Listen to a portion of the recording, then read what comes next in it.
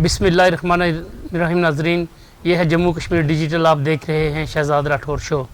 नाजरीन, आज मेरे साथ स्टूडियो में मौजूद हैं सीनियर सहाफ़ी, तज्ज़ियाकार और साबिक़ मशीर हुकूमत जनाब मुर्तज़ा दुरानी और सीनियर सहाफ़ी, तज्ज़ियाकार, आज़ाद कश्मीर में डिजिटल मीडिया के बानियों में इनका शुमार है और साबिक़ प्रेस सेक्रेटरी रहे हैं वज़ीर-ए-आज़म आज़ाद कश्मीर के सैयद खालिद गर्देज़ी। अस्सलाम वालेकुम जनाब। मुर्तज़ा दुरानी साहब, आज हम बात करेंगे कि आज़ाद कश्मीर में हालिया जो अवामी एहतजाजी तहरीक चली और वो कामयाबी से हमकिनार हुई, इस तहरीक से जो आज़ाद कश्मीर में एक सियासी बहरान पैदा हुआ था, नज़र आ रहा था कि शायद आज़ाद कश्मीर की हुकूमत इस तहरीक की नज़र हो जाएगी, लेकिन ऐसा कुछ नहीं हुआ और इनवारुल हुकूमत जो है वो इस एहतजाजी तहरीक से, इस बहरान जो सियासी बहरान पैदा हुआ था, इससे बाहर निकल आई है। अब सवाल ये है कि क्या वाकई इनवारुल हुकूमत जो है इस बहरान से निकलने के बाद मुस्तहकम हुई है या नहीं। इसके अलावा हम बात करेंगे कि एक ये भी बात चल रही है, अफवाह है, सोशल मीडिया पे गर्दिश कर रही है, कुछ प्रिंट मीडिया पे भी ये आई है कि सदर पाकिस्तान आसिफ अली जरदारी ने वज़ीर-ए-आज़म आज़ाद कश्मीर इनवारुल हक को पीपल्स पार्टी में शमूलियत की दावत दी है। इस पर भी हम मुर्तज़ा दुरानी चूँकि पीपल्स पार्टी के हवाले से गहरी नज़र रखते हैं, इनसे पूछेंगे कि क्या वाकई ये खबरें दुरुस्त हैं। इसके अलावा हम बात करेंगे कि पाकिस्तान में सोशल मीडिया को कंट्रोल करने के लिए सोशल मीडिया अथॉरिटी बनाई जा रही है और ये अथॉरिटी अब FIA को इस काम से अलग कर दिया जाएगा और ये अथॉरिटी इस पे काम करेगी। डिजिटल मीडिया पे सैयद खालिद गर्देज़ी की गहरी नज़र रही है और आज़ाद कश्मीर में ये डिजिटल मीडिया के बानियों में इनका शुमार होता है। इनसे हम बात करेंगे। अस्सलाम वालेकुम जनाब। अच्छा दुरानी साहब, सबसे पहले तो हम आते हैं कि क्या वाकई अनवारुल हक हुकूमत इस बहरान से निकलने के बाद, ये जो तहरीक हुई है, इससे निकलने के बाद मुस्तहकम हुई है या अभी भी खतरात मंडरा रहे हैं उनकी हुकूमत पे? बहुत शुक्रिया राठौर साहब, बहुत ही आपने इंतहाई इम्पोर्टेंट सवाल पूछा और आज़ाद कश्मीर की आवाम की नज़रें भी आज़ाद कश्मीर के ऐवान इक़्तिदार पर लगी हुई हैं कि अब जो पॉलिसी साज इदारे हैं और जो आज़ाद कश्मीर के हवाले से आपको पता है जिनके फैसले माने जाते हैं, उनकी अब क्या पॉलिसी होगी। तो पहली तो बात यह कि अनवार हुकूमत जो है वो वक्ती तौर पर तो आपको दिखाई दे रहा है कि शायद ये मुस्तहकम होगी है। ये मुस्तहकम तो नहीं हमें कह सकते क्योंकि खतरे से निकल रही नहीं, अभी तक देखें खतरे से भी नहीं निकले, क्योंकि आप देखें कि वज़रा और वज़ीर-ए-आज़म की मूवमेंट पे आप नज़र रखें कि वो किस तरह अभी पब्लिक में मूव कर रहे हैं। अभी तक तो कोई वो पब्लिक इंटरेक्शन ही उनका नहीं हुआ किसी, वो तो अभी पब्लिक को सामना करने, फेस करने से घबरा रहे हैं, क्योंकि उनको पता है कि अभी तक अवाम में वो रद्द-ए-अमल मौजूद है, गुस्सा अभी तक ठंडा नहीं हो रहा और स्पेशली आज़ाद कश्मीर हुकूमत के ख़िलाफ़ जो है इनका अवामी जो गुस्सा है, वो जो इश्तिआल है, वो कम नहीं हो रहा, वो दिन ब दिन बढ़ता जा रहा है। आप देखें सरकारी गाड़ियों के ख़िलाफ़ कैसे लोग जो है वो बाहर निकल आते हैं, सरकारी अफसरों की तज़लील हो रही है। अब वज़रा जो है वो इस तरह खुले आम जो है वो घूम नहीं रहे। वज़ीर-ए-आज़म जो है वो रात के अंधेरे में मुज़फ़्फ़राबाद चले जाते हैं, फिर वो वहाँ जाके मैनेज करते हैं कि जो मेरे वज़रा हैं उनको बुलाया जाए, तो वो फिर पीपल्स पार्टी और नून लीग की क़यादत को किसी तरफ से पैगाम भिजवाते हैं कि इनके वज़रा को फौरी तौर पर मुज़फ़्फ़राबाद भेजा जाए ताकि उनको एक सपोर्ट मिले, पॉलिटिकल सपोर्ट। लेकिन अभी तक आप देखें सिस्टम मुस्तहकम नहीं हो रहा। सिस्टम क्यों नहीं मुस्तहकम हो रहा? क्योंकि आज़ाद कश्मीर हुकूमत की रिट ख़त्म हो चुकी है। आज़ाद कश्मीर में सिस्टम इस तरह हो गया कि अभी सिस्टम चलाती है ब्यूरोक्रेसी। अब ब्यूरोक्रेसी का ये हाल है कि कल सीनियर अफसरों ने जाके तो चीफ सेक्रेटरी को ये कहा कि इन हालात में हम काम करने की पोजीशन में नहीं है। ये कौन से हालात? जो जिस तरह अभी पब्लिक रिएक्शन है लोगों का जो है, देखे ना, अब अवाम आपके कंट्रोल में नहीं रही है। रिट ऑफ द गवर्नमेंट यही होता है ना कि अब लोगों को कानून और ज़ाब्ते का और कानून लॉ एंड ऑर्डर का पता हो, लोग जो है वो आपके कानून से डरते हो। अब तो लोग बेखौफ हो गए ना। लोगों ने जो लॉन्ग मार्च के दौरान डंडे उठाए थे वो उन्होंने रखे नहीं है। वो नहीं, लॉन्ग मार्च के दौरान जो डंडे उठाए थे और फिर आपने जो उसके बाद रेंजर्स से फायरिंग करवा दी, उसके बाद रेंजर्स का भी खौफ खत्म हो गया। अब लोग तो सरों पे कफन बांध के निकल आए ना, अब लोग ये समझ रहे हैं। फिर आपने जो है वो जो कत्ल हुए 5-6 लोग शहीद हुए, जो वो 5 लोग, उनकी FIR भी नहीं दर्ज की, तो लोगों को समझ आ गई है कि यहाँ कोई कानून ज़ाब्ते की कोई नाम की कोई चीज़ नहीं है। कोई कानून नहीं अब रियासत में, किसी किस्म की पासदारी कोई कानून की नहीं है। अब जहाँ पे भी 4-6 लोग इकट्ठे हो जाते हैं वो सरकारी अफसरों को रोक के उनकी तजलील करते हैं। तो इस सूरत हाल को कल चीफ सेक्रेटरी के नोटिस में हमारे कुछ सीनियर अफसरों ने लाया اور انہوں نے یہ کہا کہ جی ہم اس میں شاید یا تو ہمیں لانگ لیو پہ بھیج دیں یا ہماری ریٹائرمنٹ کی درخواستیں لے لیں, ہم تو بیفور ٹائم ریٹائرمنٹ لینے کے لیے بھی تیار ہیں. اب دیکھیں نا یہ سچویشن پیدا کیوں ہوئی؟ اس لیے پیدا ہوئی کہ آپ نے آزاد کشمیر میں ایک غیر مقبول حکومت کو مسلط کر دیا, اس کے پیچھے پبلک سپورٹ نہیں تھی, اور جو پبلک سپورٹ والی پارٹیاں تھیں وہ بیک بینچر ہو گئی. سیاسی جماعتیں جو ہیں وہ ان کا رول ختم کر دیا, ان کا کردار ختم کر دیا. اب 11 مئی سے پہلے اگر آپ نے سیاسی جماعتوں کو انگیج کیا ہوتا, ان کے ذریعے آپ نے ان لوگوں کو کے ساتھ مذاکرات کے دروازے کھلے رکھے ہوتے اور ان کو چیلنجز نہ کیے ہوتے, ان کو اشتعال نہ دلایا ہوتا, تو آج سیاسی جماعتیں بھی کسی جگہ پہ اپنے آپ کو وہ سٹینڈ کر رہی ہوتی. لیکن اب کوئی بھی نہ سیاسی لیڈر کو سٹینڈ کر رہا ہے, نہ سیاسی جماعتیں کر رہی ہیں. اب ایک ہی نیریٹو چل رہا ہے, اینٹی پاکستان اور اینٹی جو اسٹیٹ چل رہا ہے. اور میں یہ بڑے افسوس کی بات ہے کہ ہم یہ سمجھتے ہیں کہ پاکستان جو ہے وہ اس کا قلعہ جو تھا نا وہ آزاد کشمیر ہے, جو پہلی شارک بھی ہے. اور میں سمجھتا ہوں کہ ڈیفنس لائن جو ہے نا پاکستان کی, سب سے پہلی ڈیفنس لائن جو ہے وہ ڈیفنس لائن ہی آزاد کشمیر ہے, جہاں سے جو آپ کو پاک فوج کو بھی ڈیفنس لائن ملتی ہے. لائن آف کنٹرول پہ آپ دیکھیں ہمارے کشمیری جو ہیں لائن آف کنٹرول پہ جو آزاد کشمیر کے شہری بستے ہیں وہ سب سے پہلے گولی کھاتے ہیں انڈین آرمی کی, اس کے بعد پاک فوج کے تک وہ گولی پہنچتی ہے. تو اس لیے یہ جو اس کو وفاق پاکستان کو, ریاست پاکستان کو اور پاک فوج کو جو نقصان پہنچا اس 1 سال کے دوران, اس کا رزلٹ آپ نے 11 مئی کو پھر دیکھ لیا, اور ابھی تک اس کا آفٹر شاکس آ رہے ہیں. تو اس لیے میں یہ سمجھتا ہوں کہ اب جو آہستہ آہستہ پالیسی ساز اداروں نے کام شروع کر دیا, اور میں آپ کو کئی بار کہہ چکا تھا کہ آپ نے بھی پوچھا تھا, رائے صاحب نے بھی پوچھا تھا کہ جی اب اس کا حل کیا ہے, تو میں کہہ رہا تھا کہ 3-4 لوگ فوری طور پر ان کو گھر بھیجنا پڑے گا. چیف سیکرٹری, آئی جی تو تبدیل ہو گئے, جیسے آپ نے کہا تھا, آپ نے پہلے 3-4 پروگرام میں کہا تھا کہ آئی جی بھی تبدیل. لیکن آئی جی کا اس لیے کہا تھا کہ آئی جی نے تو اس دن اتنی غیر ذمہ دارانہ بیان دیا کہ جی اس کے پیچھے ہم نے بہت بڑا نیٹ ورک پکڑ لیا اس تحریک کے پیچھے, اور یہ را فنڈڈ ہے اور انڈین گورنمنٹ یا آرمی وہ سپورٹ کر رہی ہے. تو ہم نے کہا وہ کدھر گیا راہ کا آپ کا نیٹ ورک, وہ کہاں لوگ ہیں, کدھر گرفتار ہوئے؟ اگر ہزاروں لوگ ہی پھر راہ کے اس نیٹ ورک پہ چلے گئے تو پھر یہ تو آپ کی ایجنسیز کا فیلئر تھا. پھر آپ کی ایجنسی سیکیورٹی ادارے یہاں پہ کیا کہہ رہے تھے کہ یہ ہزاروں لوگ جو ہیں سارے راہ کے پیڑ تھے. تو اس کے بعد پھر ہم نے یہ کہا تھا کہ آئی جی صاحب کو اس غیر ذمہ دارانہ بیان پر تبدیل کرنا چاہیے. چیف سیکرٹری کی جو گرفت ہے وہ بالکل ختم ہوگی انتظامی طور پہ, ان کو بھی تبدیل کرنا چاہیے. وزیر اعظم کا پولیٹیکلی اور ایڈمنسٹریٹولی جو ہے نا ان کا بھی کردار ختم ہو گیا, ان کا بھی اب جانا ٹھہر گیا. آپ جو کہہ رہے تھے نا کہ انوار حکومت کا مضبوط ہو گئی ہے, یہ وہ اپنے وزراء کے ذریعے ایک تاثر دینے کی کوشش کر رہے ہیں کہ شاید اب میں ایک بحران سے نکل گیا ہوں اور میں اب 2026 تک رہوں گا.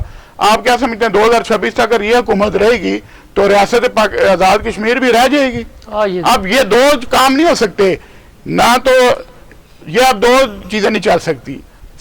انوار الحق اور آزاد کشمیر کی ریاست کٹھے نہیں چل سکتی. اچھا خالد گردی صاحب, یہی سوال آپ سے کروں گا. جس طرح مرزا درانی صاحب نے اپنی گفتگو میں کہا کہ مسلم لیگ نون اور پیپلز پارٹی کے جو وزراء ہیں انہیں وزیر اعظم کہیں سے فون کرواتے ہیں, پیغامات بھجواتے ہیں, پھر جا کے وہ وزیر اعظم کے ساتھ بیٹھتے ہیں دائیں بائیں. تو کیا سمجھتے ہیں کہ کیا اس طرح سے انوار الحق حکومت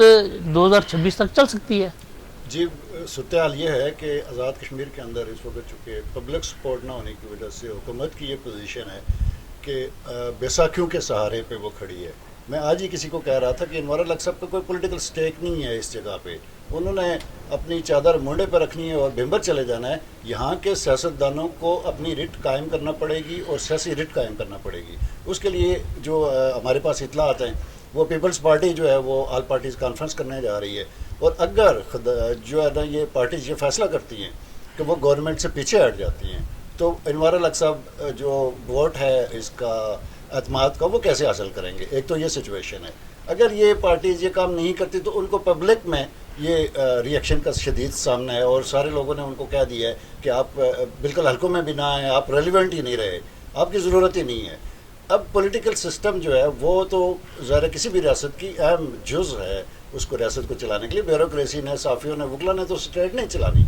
اسٹیٹ چلانی ہے گورنمنٹ نے. اور گورنمنٹ کے لیے آپ کے پاس اگر پولیٹیکل پارٹیز اس طرح سلب ہو کے بیٹھ جائیں گی جس طرح کا وہ اظہار کر رہے ہیں, تو جس طرح وہ فیل کر رہے ہیں کہ انہیں انریلیونٹ. مجھے ایک بندے نے کہا کہ پرائم منسٹر نے اس سارے عرصہ میں پارلیمنٹری پارٹیز کو جو ہے نا وہ اعتماد میں نہیں لیا اور خود اکیلے ہی انہوں نے یہ محاذ فتح کرنے کی کوشش کی, لوگوں کو ابھارا, رینجرز کو لوگوں کے سامنے کھڑا کیا, اس سے پہلے پولیس کو لوگوں کے سامنے کھڑا کیا, اس کے نتیجے میں یہ سارا انریسٹ کریٹ ہوا ہے. اور یہ انریسٹ اس حد تک چلا گیا ہے کہ پاکستان کے اندر بیٹھے ہوئے لوگوں کو بھی دکھ فیل ہو رہا ہے, اور وہ دکھ کا اظہار کر رہے ہیں. وہ مری کے لوگ ہیں, وہ کوٹلی ستیا کے لوگ ہیں, وہ پنجاب سے, وہ دیگر جگہوں سے, کہ آپ وہاں پہ کیا نیریٹو جو ہے نا وہ لے کے آئے جو پاکستان کے حوالے سے ہے. اس تناظر میں بہت امپورٹنٹ ہے کہ حکومت پاکستان آزاد کشمیر حکومت کے ساتھ بیٹھ کر, آزاد کشمیر کی پولیٹیکل پارٹیوں کے ساتھ بیٹھ کر جو فائنینشیل سیٹلمنٹ ہے وہ کر لیں. ابھی جو ہے نا ہو گیا آپ کے آٹے کا معاملہ, آپ کی بجلی کا معاملہ, تو آپ کو کیا لگتا ہے کہ یہ کتنا عرصہ چلے گا اور کیسے لے کے چلیں گے؟ دیکھیں سچویشن 23 ارب جب ختم ہوگا تو کیا ہوگا؟ یس, مجھے بتائیں کہ بجلی پورے پاکستان میں جس قیمت پر بک رہی ہے وہ آزاد کشمیر میں کتنا عرصہ 2 روپے 75 پیسے میں بکے گی؟ دوسرا یہ ہے کہ آپ نے آٹا دے دیا ڈائریکٹ, مل مالکان کو آپ سے سبسڈی دے رہے ہیں, آپ نے ایک ریلیف کر لیا, وہ آٹا لوگوں تک پہنچے گا یا سمگل ہوگا؟ تو ان دونوں ریلیفز کی تو یہ سچویشن ہے. تیسرا ان کا بڑا مطالبہ جو عوامی ایکشن کمیٹی کا تھا کہ جو ہے نا وہ کریں آپ مراد ختم کریں, اس میں بڑی دلچسپ بات یہ ہے کہ وزیر اعظم صاحب ایک پرائیویٹ گاڑی جو ہے اس میں بیٹھ کے کسی کو بتاتے ہیں کہ جناب میں تو بہت زبردست قسم کا مفلس ہوں, اور ساتھ یہ ہے کہ میں جو بڑا خواہش چلا رہا ہوں. آپ کا کہنا ہے کہ یہ ڈرامہ تھا سارا, وہ کلٹس گاڑی میں بیٹھے, ڈرامہ نہیں ہے تو وزیر اعظم صاحب اسی گاڑی کو اسٹیٹ کار قرار دیں نا, نوٹیفیکیشن کر دیں یہ اسٹیٹ کار. اور ادھر یہ ڈرامہ کر رہے اور ادھر فارچونر لینے کی بڑی کوشش کی تھی انہوں نے, جب ہم نے اس کو ایکسپوز کیا تو وہ کام رک گیا تھا. سچویشن میں پوری زندگی کے لیے وہ فارچونر ہو چکے ہیں کہ آزاد کشمیر کی پولیٹیکل پارٹیوں کو سامنے آنا ہی پڑے گا اپنی بقا کے لیے, اسٹیٹ کی بقا کے لیے, پاکستان اور آزاد کشمیر کے ریلیشن شپس کو بچانے کے لیے. سچویشن جس لیول پر پہنچ چکی ہے اس کو سب فیل کریں گے تو یہ سیٹلمنٹ ہوگی. ایک تو ریلیشن شپس کو لے کر اور جو لوگوں کے آپس میں تعلقات ہیں, اور دوسرے تعلقات جو ہیں وہ فائنینشیل ہے. اسلام آباد اور مظفر آباد کے درمیان جو بھی ایک چیز سیٹل ہو جانی چاہیے, یہ کوئی طریقہ کار نہیں ہے کہ آزاد کشمیر میں مظاہرہ ہو اور وزیر اعظم صاحب اس کو یوز کر کے 32 ارب روپے یا 23 ارب روپے لے کے آئیں یا 50 ارب روپے لے کے آ جائیں. یہ تو کوئی طریقہ نہیں ہے. آپ سیٹلمنٹ کریں جو بھی ایجے کے گورنمنٹ کی ضروریات ہے, جو فیڈرل گورنمنٹ نے ایجے کے گورنمنٹ کو سپورٹ کرنی ہے. تو یہ کوئی ایسی بھیک مانگنے والی یا ایسی کوئی سچویشن نہیں ہونی چاہیے جس کی بنیاد پر لوگوں کو اچھا فیل نہ ہو. اور دوسرا وہ یہ نیریٹو جو جتنی تیزی سے بڑھا ہے, اور اسپیشلی رینجرز کو بلایا کس نے, کہتے ہیں پتھر مار دیے ان کے اوپر, بھائی بلایا کس لیے؟ وہ آزاد کشمیر میں ایسا کیا ہونے جا رہا تھا؟ خوف اور اس کیفیت میں انہوں نے رینجرز کو بلا لیا. ہم پہلے پیٹ رہے تھے. 1 سال سے جو سراپا احتجاج لوگ ہیں ان کے سامنے آپ پاکستان کے اداروں کو جا کر کھڑا کریں گے تو یہ رزلٹ کیا آپ کیا ایکسپیکٹ کرتے ہیں؟ یا وہ ان کو ماریں گے یا ان کو ماریں گے؟ لوگ کون مریں گے؟ آپ کے اپنے لوگ مریں گے. دونوں صورتوں میں پاکستان کا اور ریاست کا, ایجے کے گورنمنٹ کا نقصان ہوگا, لوگوں کا نقصان ہوگا. آپ پولیس کی بات دیکھ لیں, صرف پونچھ ڈویژن کے اندر انہوں نے 144 نہیں لگایا. وہاں پر کوئی پتہ ہلا ہے سب سے وائلنٹ جو لوگ ہیں وہ یہی کہا جا رہا تھا کہ جی ماسیر جو ہے وہ یہ کر دیں گے, لیکن ماسیر نے ایسا کچھ نہیں کیا. انہوں نے کیونکہ وہاں پہ پرامن لوگ ہیں بھائی, ہم اپنے رائٹس کی بات کر رہے ہیں, اور رائٹس کے لیے انہوں نے درکوٹ سے رولا کوٹ سے لے کر مظفر آباد تک جو موومنٹ کی ہے, پتھر ٹوٹا ہے, کوئی ٹہنی ہلی ہے, کچھ بھی نہیں ہوا. تو پھر مظفر آباد ریجن میں پہلے پولیس پھر رینجر, آپ نے میرپور ڈویژن میں 200 لوگ گھائل کروا دیے جو پولیس کے لوگ ہیں. وہی پہ ہنگامے میں جہاں پہ روکنے کی کوشش کی. مجھے ایک بات بتائیں گے کہ جس طرح سچویشن کریٹ ہو گئی ہے لوگوں کے اندر, گاڑیاں پکڑ رہے ہیں, پکڑ دکڑ ہو رہی ہے, مار پیٹ ہو رہی ہے, تو مجھے یہ بتائیں کہ آزاد کشمیر کے معاشرے کو کہاں لے کے جائیں گے؟ وہ ایک ایسی جو ہے,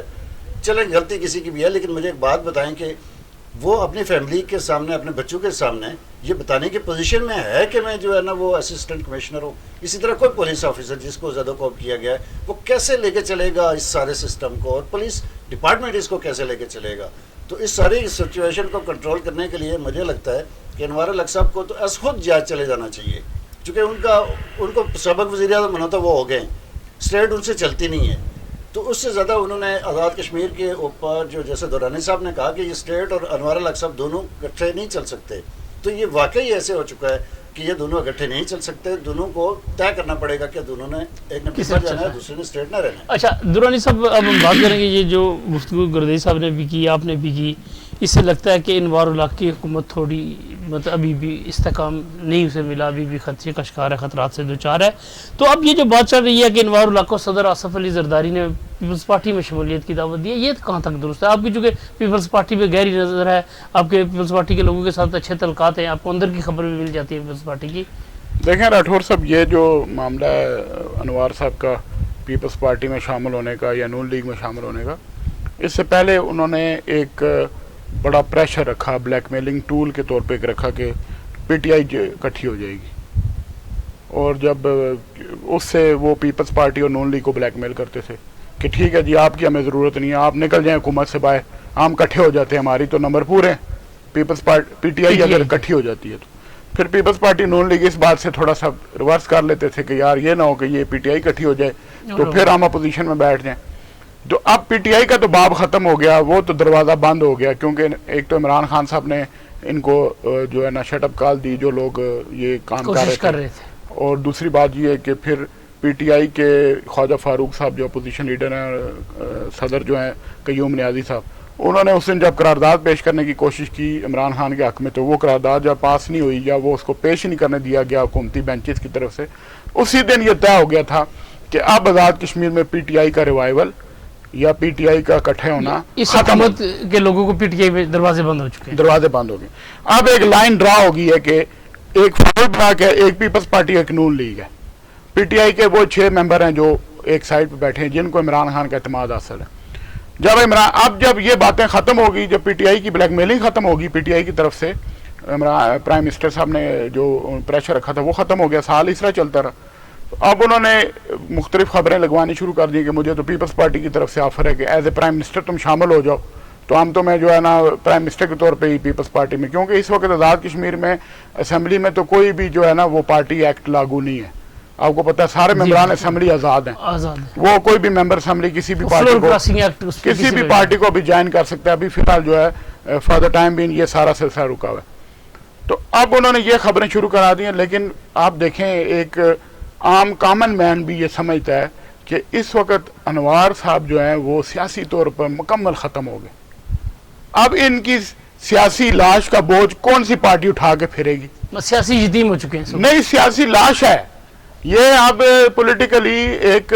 سمجھ لیں کہ اب ایک ختم ہوئی ہوئی ایک فارورڈ بلاک کے اب وزیر اعظم رہ چکے ہیں. اب ان کے پاس اب کیا رہ گیا بیچنے کے لیے؟ نہ تو ان کے فارورڈ بلاک کے وزراء بھی اس وقت تک ان کے ساتھ ہے جب تک یہ وزیر اعظم ہے، وہ لوگ بھی. راٹھور صاحب میں سمجھتا ہوں کہ ابھی بھی پیپلز پارٹی اور نون لیگ پتہ نہیں کن وجوہات کی وجہ سے اور کچھ نہ کوئی ایسی سمجھ لیں کہ پرسرار قسم کی سرگرمیاں جاری ہیں، نہیں کوئی پرسرار سرگرمیاں جاری ہیں جس وجہ سے وہ اس حکومت سے جان نہیں چھڑا رہے. میں آپ کو یقین سے کہہ سکتا ہوں کہ اگر 1 مہینے اور انہوں نے اس حکومت میں رہے پیپلز پارٹی نون لیگ تو ان کا اشر بھی انوار صاحب کی طرح پبلک کے لیے ہوگا. لوگ ابھی بھی دیکھ رہے ہیں کہ کون سی سیاسی پارٹی سیاسی فیصلہ کرنے جا رہی ہے. اب پیپلز پارٹی کے جو صدر چودھری یاسین صاحب ہیں انہوں نے کل اپنی پارٹی کا اجلاس بلا لیا، پوری آزاد کشمیر کی تنظیموں کو انہوں نے بلا لیا کہ اس پہ مشاورت کریں گے ہم نے کیا کرنا ہے، اگلا لائے عمل کیا ہے. تو انہوں نے ایک اچھا فیصلہ کر لیا ہے کہ جو یاسین صاحب یہ چاہتے ہیں کہ میں اپنی پارٹی کی مشاورت سے پھر وہ جو ہم فیصلے کریں وہ اپنی لیڈرشپ کو پیش کریں. تو اب جو بھی اس بحری بیڑے پہ سوار ہوگا نا، جو ڈوبتا ہوا جہاز ہے انوار حکومت کا، اس ٹائٹینک میں جو بھی ہے، اور آپ نے دیکھا کہ جب جہاز ڈوبنے لگتا ہے تو چوہے پہلے بھاگتے ہیں، تو کچھ چوہے تو چھلانگیں مار چکے ہیں، آپ کو پتہ ہی ہے، وہ میں اب نام نہیں لے سکتا اس کی ضرورت نہیں. لیکن جو بھی اب اس سیاسی ٹائٹینک پہ بیٹھے ہوئے ہیں ان کی جو ہے نا انہوں نے ڈوبنا ہی ڈوبنا ہے. اب اگر وہ پہلے سے ہی اپنے پھانسی باندھ لیں، کوئی جو ہے لائف جیکٹس بھی نکال لیں، اور ساتھ ساتھ وہ دوسری کشتیاں ہوتی ہیں وہ جو جس میں جو ہے نا وہ ارجنٹ جو ہے نا وہ جو جان بچانے کے لیے اس میں اتر کے تو قید وہ اپنے آپ کو، کشتیاں تو موجود ہیں، یہ جا نہیں رہی، نہیں وہ کشتیاں کھل نہیں رہی نا، ان کی کشتیوں کی چابی کسی اور کے پاس وہ کشتیاں جو ہے نا وہ ریموٹ کے ساتھ کھلتی ہیں. ریموٹ جب آن ہوگا تو وہ کشتی جو ہے نا وہ کھل کر کے کھلے گی، اور سمندر میں یہ جس طرح ہوتا ہے کہ وہ آپ کو پتا ہے وہ ہوا میں ایک دم کشتی وہ بن جاتی ہے، وہ پیک ہوتی ہے نا کیونکہ پریشر سے وہ ہوا بھر جاتی ہے. تو ابھی ریموٹ کنٹرول کسی اور کے پاس ہے، اس لیے یہ کشتیوں میں اترنا بھی چاہتے ہیں تو اتر نہیں سکتے کیونکہ نیچے پانی ہے، پیچھے کھائی ہے، آگے گڑھا ہے. تو یہ ٹائٹینک ڈوب رہا ہے، اس میں پانی بڑھتا جا رہا ہے ڈے بائی ڈے، اور جو بھی اس پہ سوار ہوگا وہ خواہ پی ٹی آئی کے فارورڈ بلاک کے لوگ ہوں، خواہ پیپلز پارٹی کے ہوں یا نون لیگ کے ہوں، سب ڈوب جائیں گے. آپ کو میں آج کی پیشن گوئی بتا رہا ہوں، یہ سارے سیاسی ٹائٹینک میں ڈوب رہے ہیں اور یہ ڈوب جائیں گے. اگر یہ 2 سال حکومت مزید چلی تو ان جو 53 ممبران اسمبلی میں سے اگر کوئی 2-4 بڑے خوش قسمت ہوں گے جو واپس آ جائیں، جن کو کوئی شاید اپنی کوئی برادری یا کوئی اور وجہ سے واپس آ جائیں، مجھے اس اسمبلی کا ریوائول نہیں نظر آ رہا کہ یہ واپس آئیں گے۔ اچھا زرداری صاحب، یہ جو ہم نے بات کی، پاکستان پیپلز پارٹی جو ہے وہ جتنے امیدوار جیتے تھے 2000-3000 سے زیادہ کسی کا مارجن نہیں تھا، بہت کم ہوں گے جن کا تھا، اور یہ جو لوگ نکلے تھے جو میرپور سے نکلے اور مظفر آباد تک پہنچے، بلکہ کئی سمانی سے بھی ایک کونے سے نکلے اور مظفر آباد تک پہنچے، ان میں ہر حلقے سے کم از کم 2-3 ہزار لوگ موجود تھے، ہر حلقے سے جو انتخابی حلقہ ہے، ان کی فیملیز، ان کے دیگر ووٹرز۔ تو کیا اگر پیپلز پارٹی یا مسلم لیگ نون جو لوگ 2-3 ہزار سے ووٹ، جس طرح انہوں نے درانی صاحب نے کہا کہ اگر یہ لوگ اس بیڑے میں بیٹھے رہے، ٹائٹینک میں بیٹھے رہے تو ڈوب جائیں گے، اس پہ آپ کیا کہیں گے؟ پیپلز پارٹی کے اوپر بھی آپ کی گہری نظر، چونکہ آپ نے بڑا عرصہ F8 میں گزارا اور آپ کے پڑوس میں زرداری ہاؤس ہوا کرتا تھا، آپ کی گہری نظر رہی، تو کیا یہ جو زرداری صاحب کی دعوت ہے انوار الحق کو، کیا یہ ایسا ممکن ہے، ہو سکتا ہے کہ جب انہیں پہلے ماضی میں جب چیئرمین گڈ گورننس بنایا گیا تھا تو چیئرمین گڈ گورننس کی مراحت انجام کرنے کے بعد جب ٹکٹ لینے کی باری آئی تھی تو انہوں نے انکار کر دیا تھا؟ اگر انوار الحق صاحب کو پیپلز پارٹی کی طرف سے، مسلم لیگ کی طرف سے، طاہر القادری صاحب کی جماعت کی طرف سے بھی کوئی وہ ہے نا انویٹیشن، تو وہ جوائن کر لے۔ ہمیں پتہ ہے کہ انہوں نے تحریک انصاف کیسے جوائن کی تھی، وہ ابھی جوائن کر لے جیسے تیسے کرنا چاہتے ہیں۔ ایک تو یہ بات ہے۔ دوسری بات یہ ہے کہ جو سچویشن پیپلز پارٹی کی یا مسلم لیگ کی ڈیولپ ہو چکی ہے، وہ کل ان کو نظر آئے کہ پیپلز پارٹی کا کل صدر میں یہاں پہ ہونے جا رہا ہے اجلاس جو چودھری یاسین صاحب نے بلایا ہوا ہے، اس میں جو لوگوں جن سے میری بات ہوئی ہے ان کا شدید ری ایکشن ہے۔ وہ کہتے ہیں کہ ہم نے اپنی پارٹی سے صرف ایک بات کرنی ہے کہ بھائی صاحب ان سے علیحدہ ہو جائیں، یا پھر یہ کر لیں کہ آپ جو ہے نا اس کی ذمہ داری قبول کریں۔ اب پیپلز پارٹی یہ ذمہ داری قبول کرنے کو تیار ہے کہ جو ہے نا یہ پی پی آزاد کشمیر قبول کرنے کو تیار نہیں ہے، انہوں نے کہا کہ پی پی پاکستان قبول کرے۔ ظاہر ہے ابھی سچویشن کیا ہوئی ہے، سچویشن یہ ہوئی ہے کہ گورنمنٹ نے، وزیر اعظم نے پیپلز پارٹی کی پارلیمانی قیادت کو اور مسلم لیگ کی قیادت کو نہیں پوچھا ہے سارے عرصے میں، مشاورت نہیں کی کسی کو۔ اب مجھے ایک بات بتائیں کہ جو ہے نا جو ہماری ایکشن کمیٹی ہے اس کے ساتھ انہوں نے وعدہ کیا کہ آپ کے جو بھی آپ کے تقاضے ہیں وہ ہم پورے کرنے کو تیار ہیں، ایگریمنٹ کر لیا، لکھ کے دے دیا، کیا کیوں نہیں؟ اب اگر یہ کہ گورنمنٹ کے پاس سکت نہیں تھی تو وزیر اعظم کو چاہیے تھا کہ وہ APC بلا لے، پیپلز پارٹی اپنی قیادت سے بات کرتی، مسلم لیگ اپنی قیادت سے بات کرتی، تو یہ مسئلہ ہی نہ ہوتا، یہ ضرورت ہی نہ پیش آتی، یہ جو سارا انرسٹ کریٹ ہوا ہے۔ اب جب انہوں نے یہ کام نہیں کیا تو آج پیپلز پارٹی یا مسلم لیگ لوگ اس بوجھ کو کیسے اٹھائے؟ اگر اٹھاتی ہے تو اپنے لوگوں کو کیا جواب دے گی، اگر نہیں اٹھاتی تو پھر چلے گی کیسے لوگوں کے؟ اس حوالے سے مجھے ایک واقعہ یاد آ رہا ہے کہ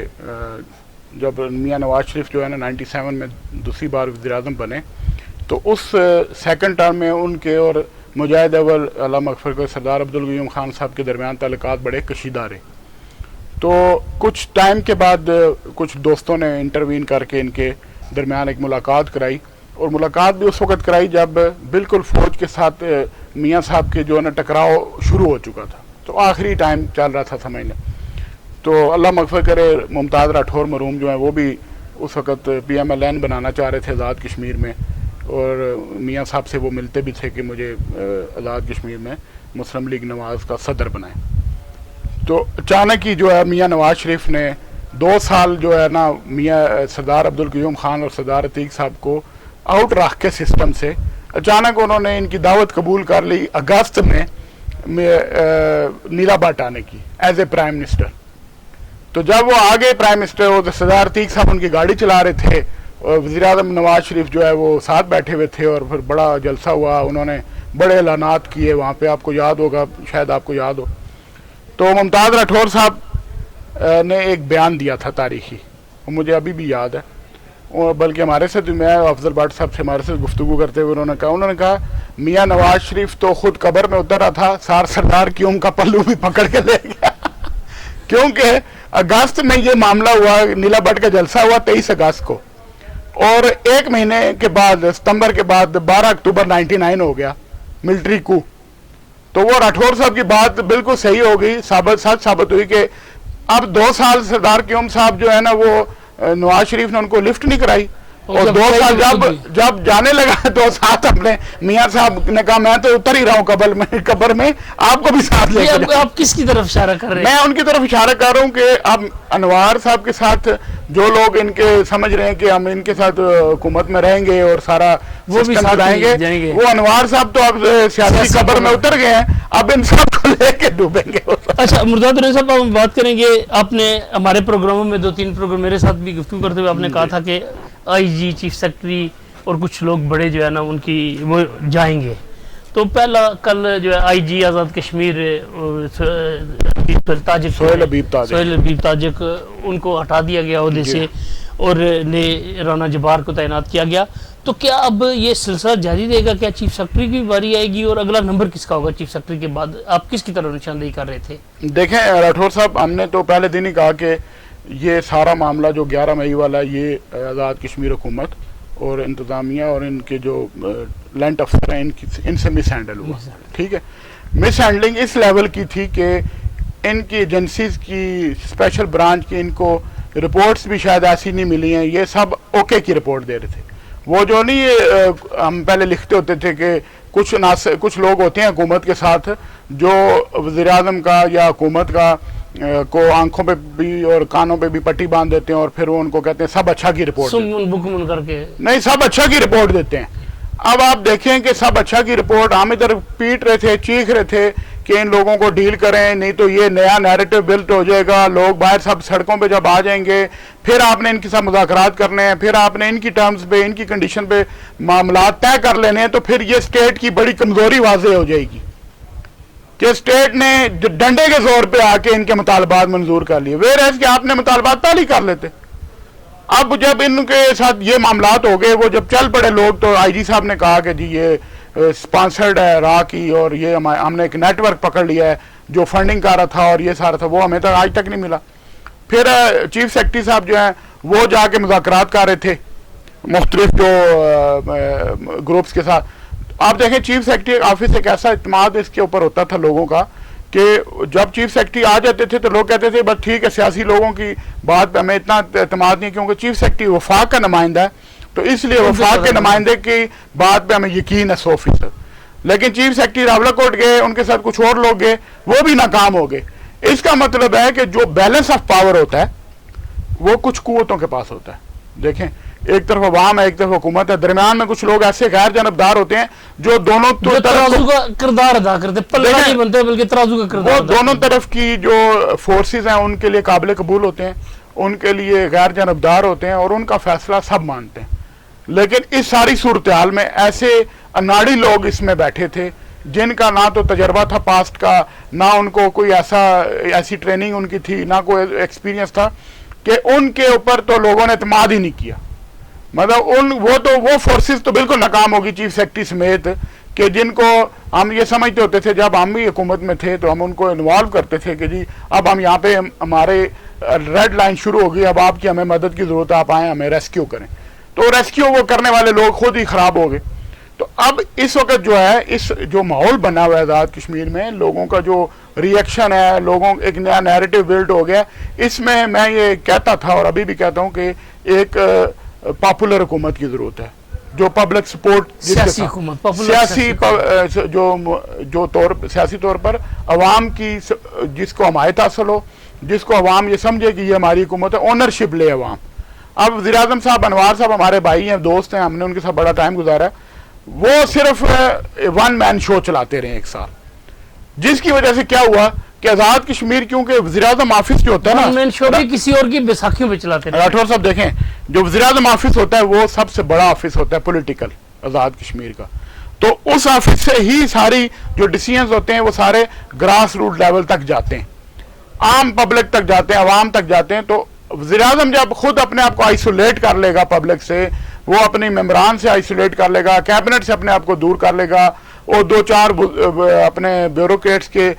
ذریعے آپریٹ کرے گا پوری ریاست کو، تو پھر وہ کیا ہوگا کہ ان پاپولر ہو جائے گا، پبلک سپورٹ نہیں ہوگی۔ تو پھر اگر آپ نے پبلک سپورٹ نہیں ہوتی تو پھر آپ کو 11 مئی فیس کرنا پڑتا ہے، پھر آپ کو یہ میوزک فیس کرنا پڑتا ہے، پھر آپ کو یہ ساری چیزیں دیکھنی پڑتی ہیں۔ چاہے کچھ لوگ وزیر اعظم انوار کو یہ سمجھتے ہیں یہ بڑے گڈ گورننس کے وہ ہیں، तो गुड गवर्नेंस तो उस वक्त नजर आती है ना जब क्राइसिस में होती है गवर्नमेंट, जब आवाम रोडों पे होती है, उस वक्त आपकी गवर्नेंस नजर आती है, उस वक्त आपकी बात नजर आती है कि आप में कितनी सलाहियत है, लीडरशिप की कितनी क्वालिटीज हैं। तो वो तो हमने फेल होते हुए देखा सारा निज़ाम, कि सारे लोग मुजफ्फराबाद से भाग गए इस्लामाबाद में। इससे पता चल रहा था मुजफ्फराबाद या आज़ाद कश्मीर लवारस हो गया है, और प्रैक्टिकली लवारस इसलिए हो गया था कि उनको डील करने वाला ही कोई नहीं रह गया था। डीएम ये कह रहा है, डिस्ट्रिक्ट मजिस्ट्रेट कह रहा है रेंजर्स किसने बुलाई है, वो जिसने जिम्मेदारी है, जिसकी आईनी तौर पे डीएम की, डिस्ट्रिक्ट मजिस्ट्रेट डीसी की, उसको नहीं पता रेंजर्स किसने बुलाई है, क्यों आई है। वो तो ये परेशान थे इंतजामिया कमिश्नर के, हम ये रेंजर्स को कंट्रोल कैसे करें। वो मॉब को नहीं कंट्रोल करना चाह रहे थे, वो मेरी बात हुई उनका, वो कहते हम इन रेंजर्स को कैसे कंट्रोल करें, अब ये किसने बुला ली, हमारे लिए नई मुसीबत बना दी है। जब लोग जश्न मना रहे थे, तो जब ये जिस दिन भी ये इंक्वायरी कमीशन कायम हुआ, जुडिशल कमीशन बना, अगर जिम्मेदारों को सजा ना मिली तो इससे बड़ा वाकया हो सकता है, खुदा ना खास्ता। इसलिए अभी से जो है ना, मैं वार्न कर रहा हूँ इनको, अभी हम निशानदेही कर रहे हैं कि इस सूरत को अभी ही कंट्रोल करें, ताकि आइंदा फ्यूचर में आपको इस पे पछतावा ना हो। अच्छा गर्दी साहब, आज सोशल मीडिया पे जम्मू कश्मीर, रोज़नामा जम्मू कश्मीर की पेशानी लगाकर एक फेक खबर जो है ना वो चलाई गई है, और उस खबर से जम्मू कश्मीर और इस्टेब्लिशमेंट के या सियासतदानों के तल्लुकात ख़राब करने की कोशिश की गई, या किसी ने ऐसे ही जो सोशल मीडिया पे आप कह रहे हैं कि आवारागर्दी होती है, साइबर आवारागर्दी, वो हुई।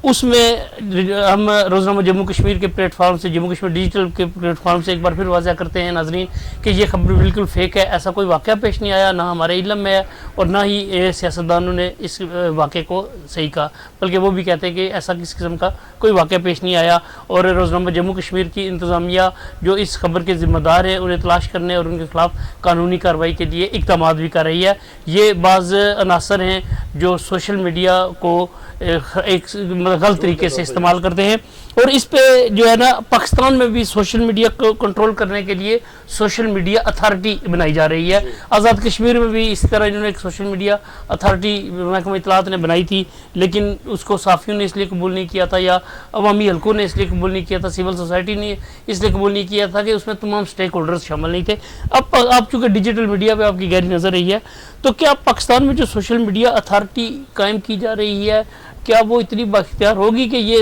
इस तरह की जो फेक खबरें चलाई जाती हैं सोशल मीडिया के ऊपर, ये इसको कंट्रोल करने में कामयाब होगी? देखें, ये बड़ा दिलचस्प मौजू है, चूँकि पूरी दुनिया को इस वक्त फेक न्यूज़ जो है ना वो एक हर्ट करती हैं, कसम मसला बना हुआ है।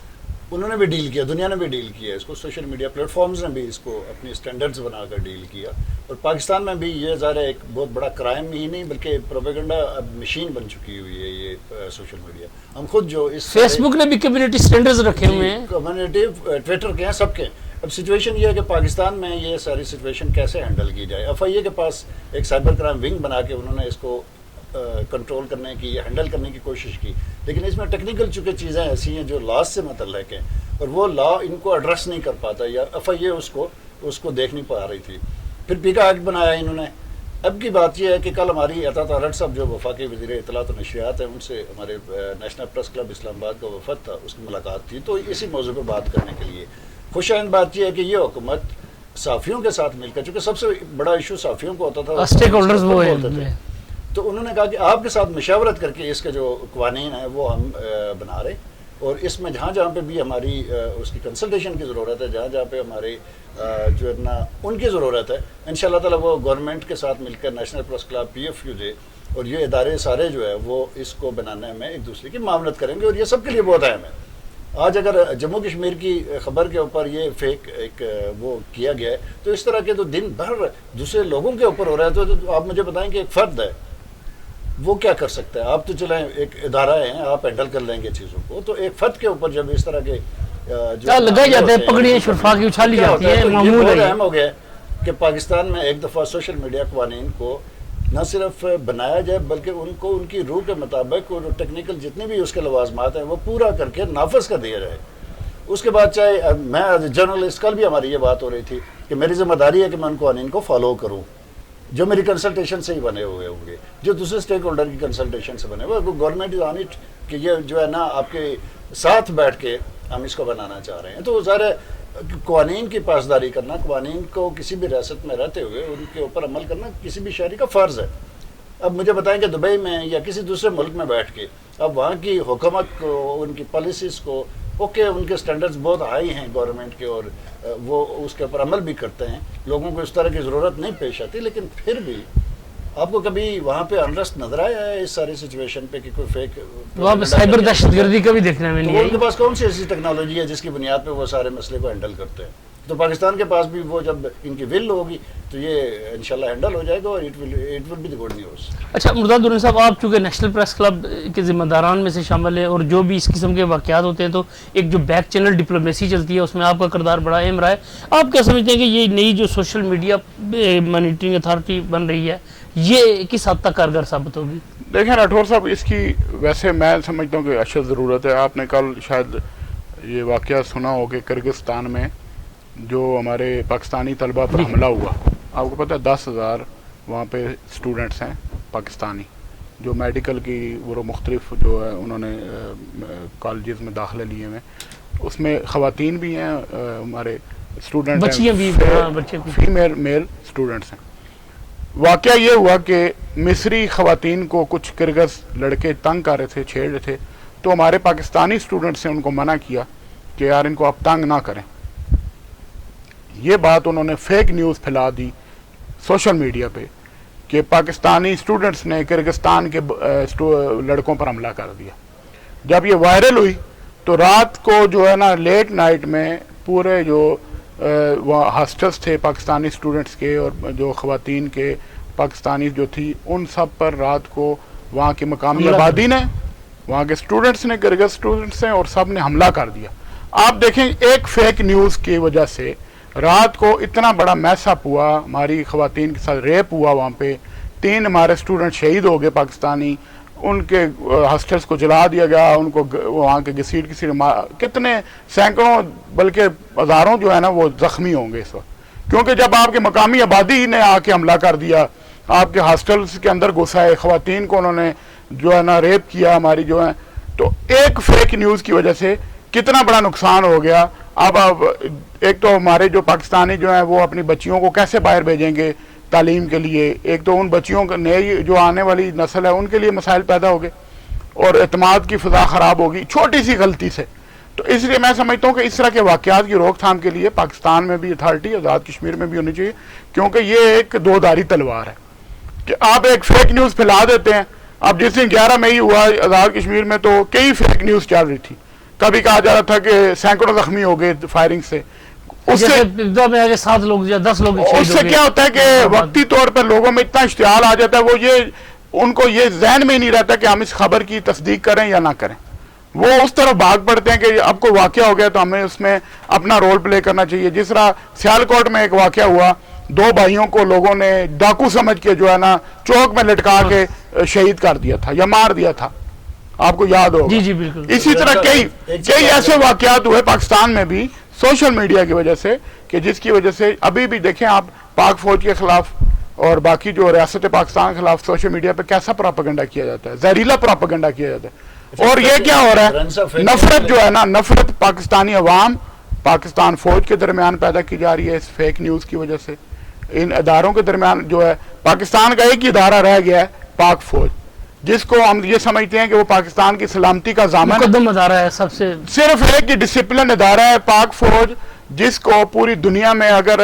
دیکھا جاتا ہے کہ پاکستان کی پاک فوج اتنی منظم ہے، اگر یہ پاکستان فوج، پاکستان آرمی نہ ہو تو پاکستان کو جو مکار دشمن ہے کئی ٹکڑوں میں تقسیم کرنے کے لیے تیار ہے۔ دیکھیں پاک فوج کو جو آپ بات کر رہے ہیں، پاک فوج کو اس وقت سب سے بڑا جو آپ دیکھ رہے ہیں سوشل میڈیا کے اوپر، ان کے نیریٹیوز کو لے کر دیکھیں تو کیسا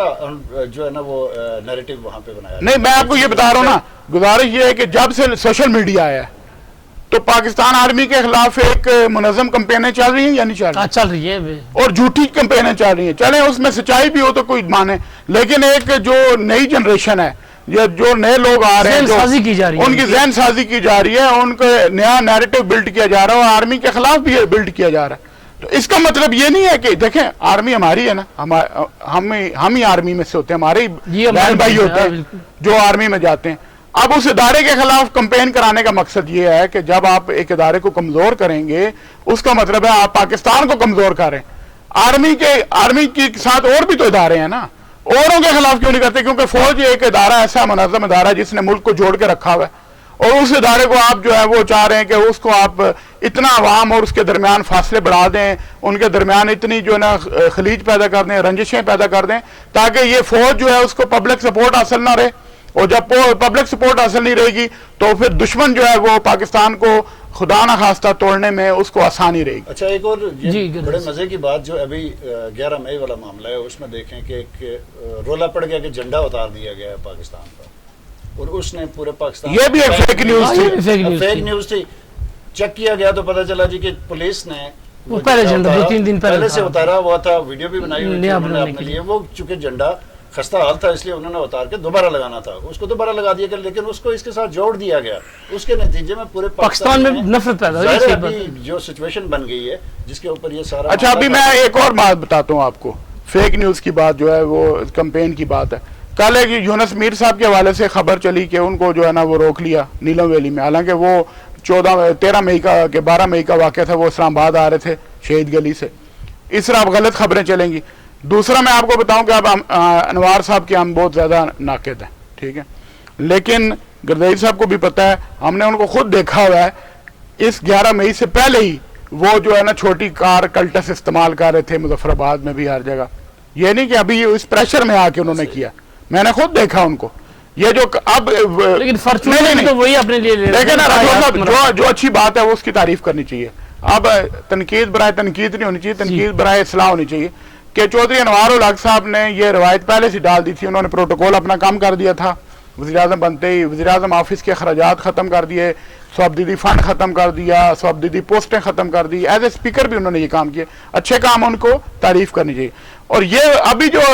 ویڈیوز چل رہی ہیں یہ کہ جی اب وزیر اعظم نے جو ہے نا چھوٹی گاڑی استعمال کرنی چاہیے عوام کے خوف سے, ایسی بات نہیں ہے. وہ اس سے پہلے یہ جو ہے کلٹس کار استعمال کر رہے تھے, وہ اپنے پی ایم آفس سے لے کے پی ایم ہاؤس تک صرف ایک گاڑی میں جاتے تھے, نہ ان کے ساتھ کوئی پروٹوکول ہوتا تھا نہ, اور وہ 1300 سی سی یا 1000 سی سی ہے, سوری 1000 سی سی جو ہے کلٹس, اسی میں بیٹھتے تھے. ایک ڈرائیور ہوتا تھا اور ابھی بھی اسی میں بیٹھتے ہیں. یہ نہیں ہے کہ یہ 11 مئی کے بعد انہوں نے کیا, یہ اس سے پہلے تھا. لیکن اس گڈ گورننس کی وجہ سے ہم یہ نہیں کہتے کہ انہوں نے جو ہے اچھے کام کیے ہیں تو ہم ان کو جو ہے نا باقی معاملات سے ہم بری و ذمہ کر دیں. ان کی جو باقی پالیسیاں ہیں یا انہوں نے جو اپنے آپ کو ایک ون مین شو کے طور پہ چلایا اس کی وجہ سے 11 مئی ہوا ہے, اس لیے ہم ان کے ناقد ہیں ابھی بھی. بہت شکریہ درانی صاحب, بہت شکریہ خالد گردئی صاحب. جی گردئی صاحب, بڑی امپورٹنٹ ہے چونکہ سچویشن ایسی ہے کہ اس کے اوپر وضاحت ہونا بہت ضروری ہے. تنقید کا مطلب یہ نہیں ہوتا کہ ہم نے جا کے کوئی پرائم منسٹر بننا ہے, ہم میں سے تو کسی نے نہیں بننا, لیکن ہم چونکہ ناقد ہیں, ہمارا کام ہے, ہم نے ان باتوں کی نشاندہی کرنا ہوتی ہے جو ہمیں لگتا ہے کہ یہ ٹھیک ہو جانی چاہیے یا ٹھیک نہیں ہے. جیسے دورانی صاحب نے کہا کہ پرائم منسٹر سے پہلے یہ گاڑی یوز کریں, اس طرح پرائم منسٹر کے اور بھی بہت سارے ایسے اقدامات ہیں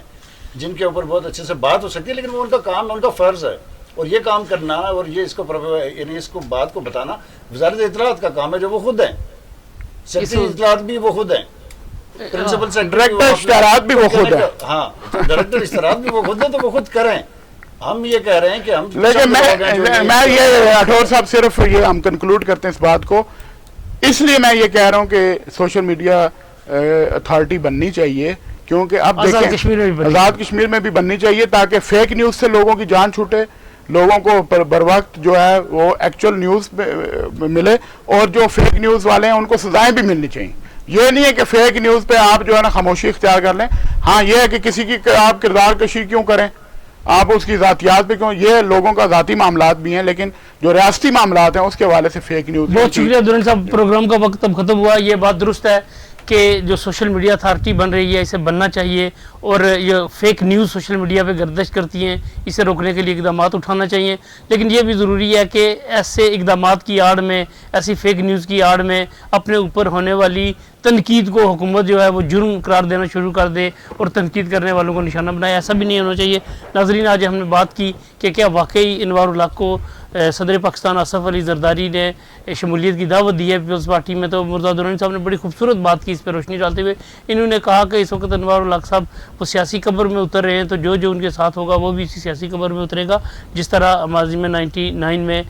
میاں نواز شریف صاحب کے ساتھ ہوا تھا. اس کے علاوہ ہم نے بات کی کہ جو آزاد کشمیر میں آئی جی آزاد کشمیر کی جو تبدیلی ہوئی ہے انہیں عہدے سے ہٹایا گیا ہے، کیا یہ سلسلہ آگے بڑھے گا یا بس یہیں پہ رک جائے گا؟ تو اس پہ ہم دیکھتے ہیں ناظرین آنے والے دنوں میں اس پہ کیا سامنے آتا ہے. آج کا پروگرام یہیں پہ ختم کرتے ہیں، آپ سے اجازت چاہتے ہیں. آپ کا کمنٹ سیکشن میں انتظار رہے گا. اللہ حافظ.